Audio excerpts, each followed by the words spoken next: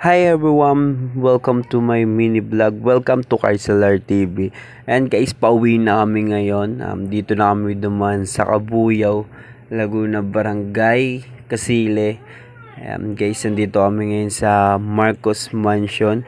Kaya kung gusto nyo puntahan itong Marcos Mansion at bisitahin to, punta na kayo guys. Bago kami umuwi pala, kakain muna kami sa Lomi House. Masarap daw yung Lomi doon at titigman natin yung sisig Lomi nila na pinagmamalay guys. Tara, let's go! Ayan guys, fast forward na tayo guys. Malapit na tayo sa Lomi House. Kaya madali nyo naman guys makita kasi may logo naman guys. And guys, nandito na tayo sa loob ng Lomi House. And daming pwedeng upuan, daming tables guys. Ayan. Pwede kayong magbabarkada, family kumain dito. At ayan ang menu nila. Ayan ang sisig Lomi, halagang 110. At yun pa, madami, may pansit, may special Lomi. Dami kayong pagpipilian.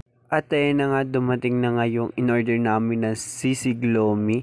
Ayan, titikman natin yan. Tingnan nyo naman, napaka-solid, napakadaming laman.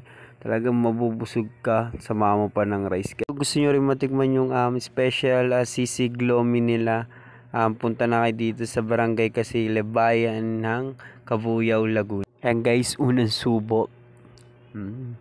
Yan, pangalawang subo guys. Di ko malasahin sa unang subo guys dito sa pangalawang subo. Yan guys, oh. Napakasarap guys. Solid na sulit yung 110 nyo dito.